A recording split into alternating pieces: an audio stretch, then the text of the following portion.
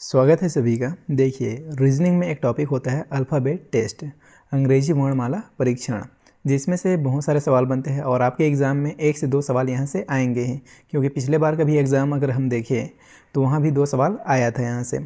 देखिए, अंग्रेजी वर्णमाला से संबंधित कुछ महत्वपूर्ण तथ्य।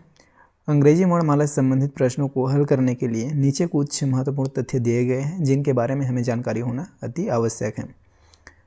अंग्रेजी वर्णमाला के बड़े छोटे अक्षर, ये सब तो आप जानते ही हैं। ए से जेड तक बड़ा अक्षर भी जानते हैं और ए से जेड तक छोटा अक्षर भी जानते हैं। उसके बाद आगे है अंग्रेजी वर्णमाला के स्वर और व्यंजन। तो सबको स्वर भी पता होगा क्या क्या होता है। ए, ई, आई, ओ, यू, ये 5 स्वर होते हैं। इसके अलावा जो बच गए वो सब क्या होते हैं, कॉन्सोनेंट होते हैं, व्यंजन होते हैं। तो अंग्रेजी वर्णमाला में 21 व्यंजन हैं और 5 स्वर हैं। उसके बाद है अंग्रेजी वर्णमाला में अक्षरों का स्थान व अर्धांश। अंग्रेजी वर्णमाला के प्रत्येक अक्षर का अपना एक निश्चित स्थान होता है। वर्णमाला की प्रथम 13 तथा अंतिम 13 अक्षरों को क्रमशः प्रथम व द्वितीय अर्धांश कहते हैं। यह स्थान 2 क्रमों पर निर्भर करता है। देखिए, सीधा क्रम होता है, सीधे क्रम का प्रथम व द्वितीय अर्धांश। अंग्रेजी वर्णमाला में ए से जेड की ओर अक्षरों के बढ़ते हुए क्रम को अंग्रेजी वर्णमाला का सीधा क्रम कहते हैं तथा इस क्रम में ए से एम तक के अक्षरों को प्रथम अर्धांश तथा एन से जेड तक के अक्षरों को द्वितीय अर्धांश कहते हैं।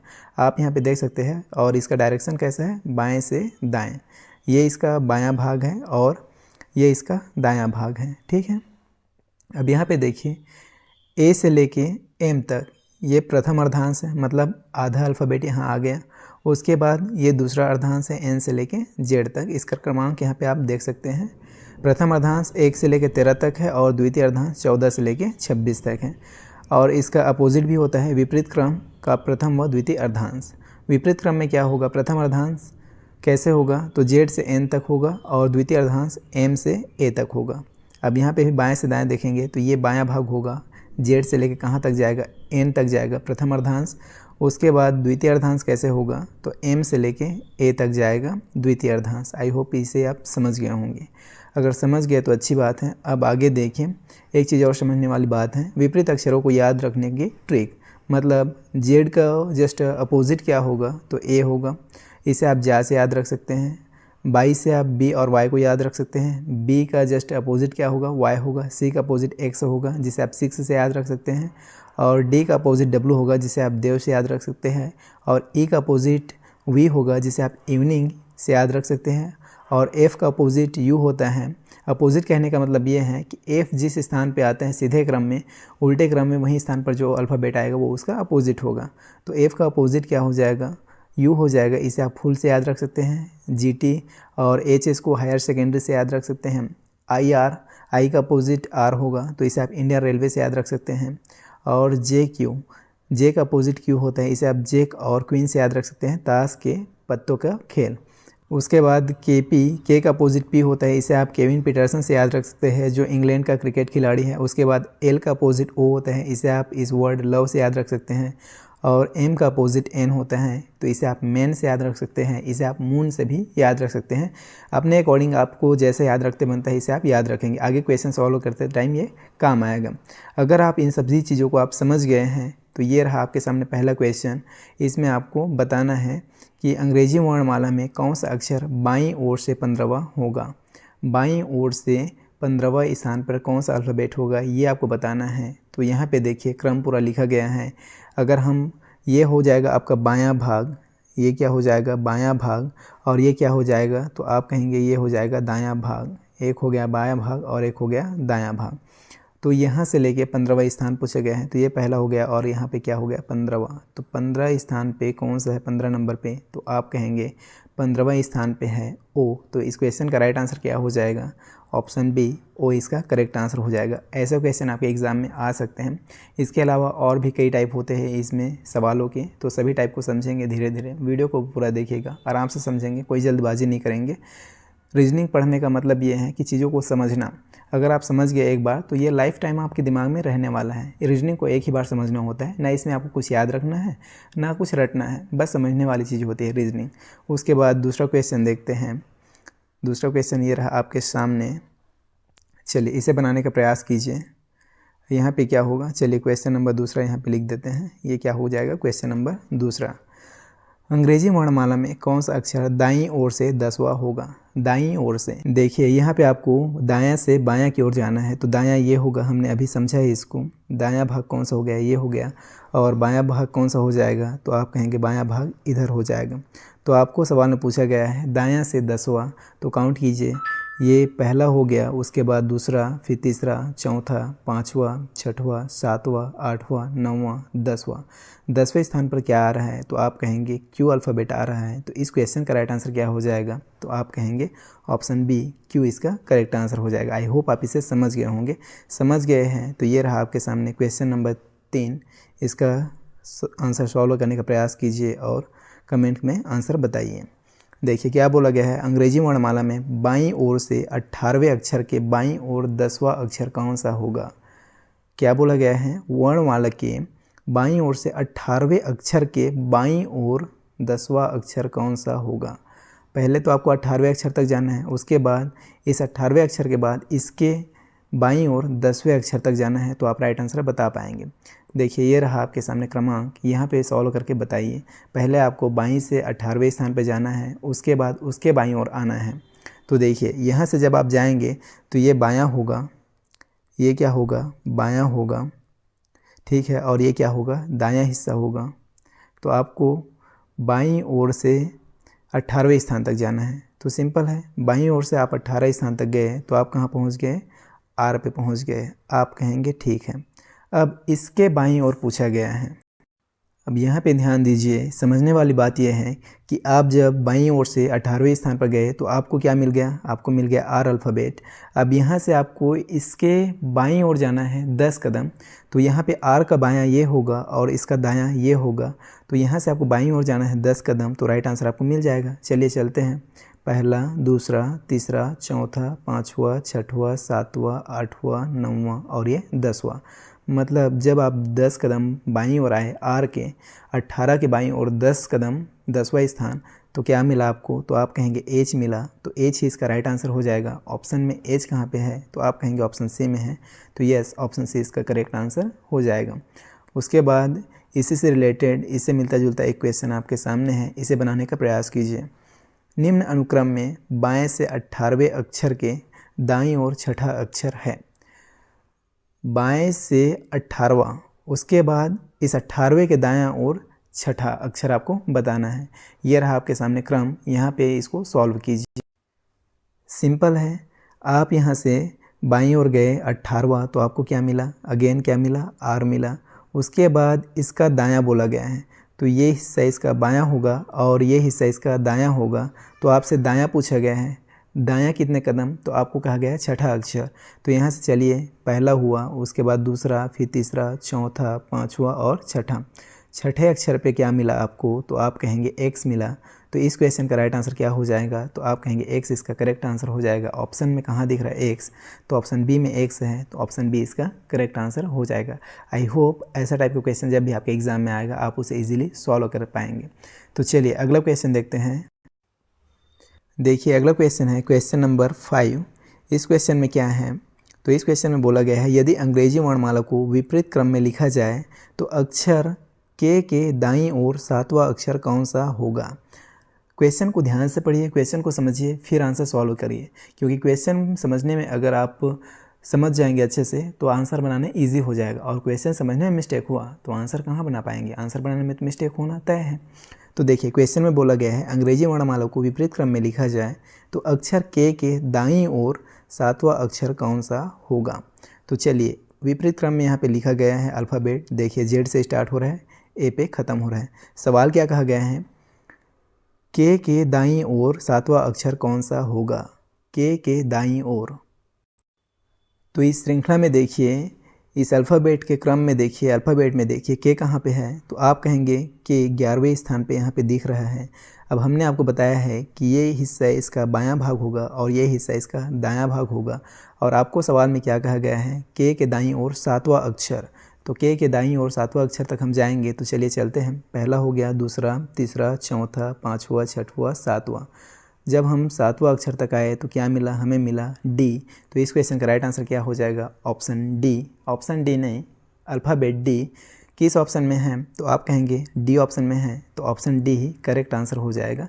आई होप आप इसे भी समझ गए होंगे। अगर इसे समझ गए तो इसी से रिलेटेड, इसी से मिलता जुलता अगला क्वेश्चन है क्वेश्चन नंबर 6। इसे बनाने का प्रयास कीजिए और कमेंट कीजिए आंसर को। चलिए देखते हैं क्या कहा गया है क्वेश्चन में। यदि अंग्रेजी वर्णमाला को विपरीत क्रम में लिखा जाए, यहाँ पे भी विपरीत क्रम में लिख रहे हैं, तो बाएं से 11वें अक्षर के बाएं 7वां अक्षर कौन सा होगा। अब क्वेश्चन में आपको घुमाने का प्रयास किया गया है, तो क्वेश्चन में कंफ्यूज नहीं होना है। क्वेश्चन को फिर पढ़िए, क्या बोला गया है। यदि अंग्रेजी वर्णमाला को विपरीत क्रम में लिखा जाए तो बाएं से 11वें अक्षर के बाएं 7वां अक्षर कौन सा होगा। चलिए इसको देखिए, बाएं अक्षर से बोला है तो इधर क्या होगा, बायां होगा। बायां इधर ही होगा ना, हमने समझ लिया अच्छे से। और ये क्या होगा, दायां होगा। ठीक है, ये क्या हो जाएगा, दायां हो जाएगा। अब क्वेश्चन में क्या कहा गया है, तो क्वेश्चन में बोला गया है बाएं से 11वें अक्षर के 7वां, बाएं के 11वें अक्षर के बाएं 7वां अक्षर कौन सा होगा। तो बाएं से पहले 11वें अक्षर तक चलते हैं, बाएं से 11वें अक्षर तक चलते हैं।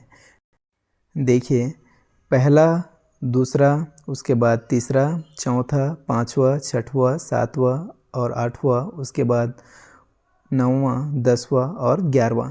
जब हम बाएं से 11वें अक्षर तक आए तो हमें क्या मिला, तो आप कहेंगे पी मिला हमें।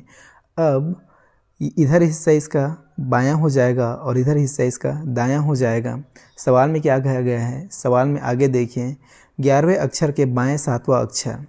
अब इसके बाएं 7वां अक्षर बताना है, मतलब आपको 7 कदम इस तरफ आना है इसके बाएं भाग में। तो देखिए जल्दी आते हैं, पहला हो गया, उसके बाद दूसरा, तीसरा, चौथा, पाँचवा, छठवां, सातवां। जब हम इसके बाएं 7वां स्थान पर आए तो हमें क्या मिला, तो आप कहेंगे डब्लू मिला। तो इस क्वेश्चन का राइट आंसर क्या हो सकता है, डब्लू हो सकता है। डब्लू हो जाएगा। ऑप्शन में कहाँ पे है डब्लू, देखते हैं। ऑप्शन ए में दिख रहा है, तो ऑप्शन ए इसका करेक्ट आंसर हो जाएगा। आई होप इस टाइप के क्वेश्चन को आप इजीली सॉल्व कर पाएंगे, अच्छे से समझ गए होंगे, ये हम आपसे उम्मीद करते हैं। समझ गए हैं तो चलिए अगला क्वेश्चन देखते हैं। आपके सामने क्वेश्चन है क्वेश्चन नंबर 7। इस क्वेश्चन को सॉल्व कीजिए और बनाने का प्रयास कीजिए। ये इस प्रकार के क्वेश्चन का अगला टाइप है, इसे समझिए, क्वेश्चन को पढ़िए ध्यान से और बनाने का प्रयास कीजिए। वीडियो को रोकिए और खुद से सॉल्व कीजिए पहले, उसके बाद आंसर तो हम इस वीडियो में जानेंगे ही। क्वेश्चन नंबर 7 क्या कहते हैं, शब्द एग्जामिनेशन के क्रमागत अक्षरों से कितने अर्थपूर्ण शब्द बनाए जा सकते हैं। क्वेश्चन में ध्यान देने वाली बात क्या है, क्रमागत अक्षर और अर्थपूर्ण शब्द। शब्दों को समझना बेहद ज़रूरी है, क्या बोल रहे हैं उसके अकॉर्डिंग हमें सॉल्व करना है। हमें क्रमागत अक्षरों को लेना है और अर्थपूर्ण शब्द बनने चाहिए, ऐसे शब्द बनाना है। तो देखिए क्या क्या बन सकता है एग्जामिनेशन से, तो आप कहेंगे एक्स बन सकता है ना, एक्स मतलब भूतपूर्व होता है ना। उसके बाद एक्स के अलावा और क्या बन सकता है, तो ए एम को मिलाएंगे तो एम भी बनेगा, एम भी अर्थपूर्ण शब्द है। उसके अलावा आप यहाँ पे आई एन को देखेंगे तो क्या बनेगा, इन बनेगा, इन भी एक अर्थपूर्ण शब्द है। उसके अलावा आप यहाँ पे एटी को देखेंगे तो एट बनेगा, ये भी क्या है, एक अर्थपूर्ण शब्द है। उसके अलावा सिंगल आई भी एक अर्थपूर्ण शब्द है अपने आप में। उसके अलावा लास्ट में ओ एन को देखेंगे तो ओ एन भी क्या है, एक अर्थपूर्ण शब्द है। तो देखिए कितना शब्द बना, तो आप कहेंगे 1 2 3 4 5 6। एग्जामिनेशन से 6 अर्थपूर्ण शब्द बने, तो राइट आंसर क्या हो जाएगा, ऑप्शन सी इसका करेक्ट हो जाएगा। तो देखिए इस टाइप के क्वेश्चन भी अल्फ़ाबेट टेस्ट से, अंग्रेजी वर्णमाला परीक्षण टॉपिक से आपके एग्ज़ाम में पूछे जाएंगे, तो इसको समझना आपके लिए बेहद ज़रूरी है। उसके बाद आपके सामने है क्वेश्चन नंबर 8। देखिए इस क्वेश्चन में क्या बोल रहा है, निम्नलिखित विकल्पों में से वह शब्द चुनिए जो दिए गए शब्द के अक्षरों का प्रयोग करके नहीं बनाया जा सकता। मतलब यहाँ पे एक शब्द दिया गया है, देखिए एक्सेंट्रिसिटी। इस शब्द का प्रयोग करके जो शब्द नहीं बन सकता उस ऑप्शन को आपको चयन करना है। देखिए ऐसे क्वेश्चन को कैसे सॉल्व करना होता है, तो ऐसे क्वेश्चन को सॉल्व करना बेहद ईजी होता है। देखिए अगर इसमें जितने भी अल्फ़ाबेट हैं वो सभी अल्फ़ाबेट इसमें मिल जाए, मतलब ये शब्द बन सकता है। इसमें मिल जाए तो ये भी बन सकता है, इसमें मिल जाए तो ये भी बन सकता है, इसमें मिल जाए तो ये भी बन सकता है। लेकिन उसके अलावा कोई भी एक अल्फ़ाबेट जो इसमें नहीं है वो अगर किसी ऑप्शन में मिल जाए तो वो ऑप्शन, वो शब्द नहीं बन सकता। इस तरीके से आपको इसे सर्च करना होता है, फाइंड करना होता है, ढूंढना होता है, एलिमिनेट करके फिर आंसर तक पहुंचना होता है। सिंपल है, चलिए बनाने का प्रयास करते हैं, एक बार में आप इसे समझ जाएंगे। चलिए सॉल्व करते हैं। देखिए एक्सेंट्रिसिटी, अगर हम सभी अल्फ़ाबेट को देखें, पहले ऑप्शन को मिला के देखते हैं तो एन है क्या, तो एन है इसमें और एन इसमें भी है, आई है तो आई भी है, और ई है तो ई भी है, और सी तो सी भी है, और ई तो दूसरा वाला ई भी है। मतलब ये ऑप्शन बन सकता है। उसके बाद दूसरा को मिला के देखते हैं, क्रिएट लिखा है तो सी है, हाँ तो सी है, आर है तो आर भी है, ई है तो ई भी है। अगर हम बात करें ए की, तो एक्सेंट्रिसिटी में देखिए कहीं भी ए नहीं है। मतलब जब इस शब्द में ए है ही नहीं तो इस शब्द से ये वाला शब्द कैसे बन सकता है, पॉसिबल ही नहीं है। तो ये शब्द क्या है, नहीं बन सकता, और पूछा ही नहीं है। तो राइट आंसर क्या हो जाएगा, ऑप्शन बी करेक्ट हो जाएगा। बाकी सी भी बन सकता है और डी भी बन सकता है, मात्र बी ऑप्शन ऐसा है जो इस शब्द से एक्सेंट्रिसिटी से क्रिएट नहीं बन सकता। तो इस तरीके से आपको ऐसे सवाल सॉल्व करना होता है। आई होप आप इसे अच्छे से समझ गए होंगे। समझ गए हैं तो ये रहा आपके सामने अगला क्वेश्चन, क्वेश्चन नंबर 9। देखिए इसमें क्या करना है, डिक्शनरी एक शब्द दिए गए हैं। अब आपको इसमें उस ऑप्शन का चयन करना है जो इस शब्द से बनाया जा सकता है। जो नहीं बन सकता है उसको नहीं, जो बनाया जा सकता है। मतलब इसमें सभी अल्फ़ाबेट जिस ऑप्शन में मिलेगा वही ऑप्शन इसका करेक्ट हो जाएगा। चलिए ढूंढते हैं, चलिए मिला के देखते हैं पहला ऑप्शन को। तो पहला ऑप्शन तो ऐसे ही एलिमिनेट हो रहा है। देखिए डिक्शनरी में सिर्फ एक एन है और नेशन में 2 एन है, तो ये ऑप्शन तो बन ही नहीं सकता। उसके बाद एडिशन में अगर हम देखेंगे तो यहाँ डिक्शनरी में सिर्फ एक डी है, यहाँ पे 2 डी है, तो ये भी बन ही नहीं सकता। उसके बाद बाइनरी में अगर हम देखें तो डिक्शनरी में कहीं भी बी है ही नहीं, तो ये भी नहीं बन सकता। तो इस हिसाब से तीनों ऑप्शन तो एलिमिनेट हो गए। बचा क्या, ऑप्शन डी। तो इसे तो आप बिना मिलाए भी राइट टिक कर सकते हैं, ये बन सकता है। मिला के भी देख लीजिए, डी है तो इसमें भी डी है, ए है तो आप कहेंगे इसमें ए है, आई है तो आई भी है, आर देखेंगे तो आर भी है, और वाई देखेंगे तो वाई भी है। मतलब ऑप्शन डी ऐसा है, डिक्शनरी से डायरी बन सकता है। तो ऑप्शन डी इसका करेक्ट हो जाएगा। आई होप आप इसे भी क्लियरली समझ गए होंगे। उसके बाद अगला क्वेश्चन है, क्वेश्चन नंबर 10 आपके सामने है। देखिए निम्नलिखित विकल्पों में से वह शब्द चुनिए जो दिए गए शब्द के अक्षरों का प्रयोग करके नहीं बनाया जा सकता। जो नहीं बनाया जा सकता, जो नहीं बन सकता, उसको आपको चुनना है। आपके सामने है, देखिए एक शब्द है कंपैशनेट। इससे कौन सा शब्द नहीं बन सकता उसको आपको बताना है। और ऐसे क्वेश्चन को सॉल्व कैसे करना है इसको हमने अभी कुछ ही देर पहले समझा है। तो इस क्वेश्चन को हम आपके लिए छोड़ते हैं। क्वेश्चन नंबर 10 का आंसर आपको कमेंट करके बताना है कि इसका राइट आंसर कौन सा होगा। ये क्वेश्चन आपके लिए है, इस क्वेश्चन को आपको सॉल्व करना है, क्योंकि ऐसा क्वेश्चन हम अभी आपको समझा चुके हैं और हम उम्मीद करते हैं कि आप इसे अच्छे से समझ गए हैं। उसके बाद अगला क्वेश्चन है आपके सामने, क्वेश्चन नंबर 11 हो जाएगा। निम्नलिखित विकल्पों में से वह शब्द चुनिए जो दिए गए शब्द के अक्षरों का प्रयोग करके नहीं बनाया जा सकता। इसमें भी नहीं बनाया जा सकता, उस ऑप्शन का आपको चयन करना है। शब्द आपके सामने है, शब्द क्या है, हैंगओवर। तो देखते हैं इससे क्या क्या बन सकता है और क्या क्या नहीं बन सकता है। पहला ऑप्शन को मिला के देखते हैं।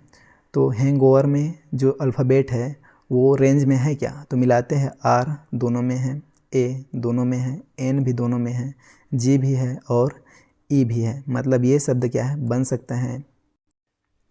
उसके बाद ऑप्शन बी को मिला के देखते हैं। तो आर है, इसमें ए भी है और जी भी है और ई भी है, तो ये शब्द भी बन सकता है। तीसरा ऑप्शन को मिला के देखते हैं। तो एच दोनों में है, ओ भी है दोनों में और वी भी है दोनों में, ई आर भी है दोनों में, तो ये शब्द भी बन सकता है। एलिमिनेट होने के बाद एक ही ऑप्शन बचा, ऑप्शन डी। तो इसे तो आप बिना मिलाए भी टिक कर सकते हैं। राइट आंसर हो जाएगा ऑप्शन डी। मिला के देख लीजिए, एच है क्या, तो आप कहेंगे एच है, ए है क्या, तो ए भी है, और एन है क्या, तो आप कहेंगे एन भी है, जी भी है। लेकिन जब बात एस की हम करते हैं तो एस नहीं है हैंगओवर में कहीं भी। तो राइट आंसर क्या हो जाएगा, ऑप्शन डी। आई होप आप इसे भी क्लियरली समझ गए होंगे। तो इस तरह से हम रीजनिंग का एक most important topic alphabet test अंग्रेजी वर्णमाला परीक्षण से कुछ इंपॉर्टेंट टाइप के क्वेश्चन देखें। एंड आई होप कि आपको ये सभी टॉपिक्स, ये सभी टाइप के क्वेश्चन जो हमने अभी आपको पढ़ाया है अच्छे से समझ में आया होगा और वीडियो भी पसंद आया होगा। वीडियो पसंद आए वीडियो को लाइक कीजिएगा और चैनल को सब्सक्राइब कीजिएगा, क्योंकि हम अल्फ़ाबेट टेस्ट का दूसरा क्लास भी लेके आएंगे जिसमें इससे और किस टाइप के क्वेश्चन बन सकते हैं उसको भी समझेंगे। फिर आपका ये टॉपिक भी कंप्लीट हो जाएगा। तो मिलते हैं अगले वीडियो में, तब तक के लिए बाय।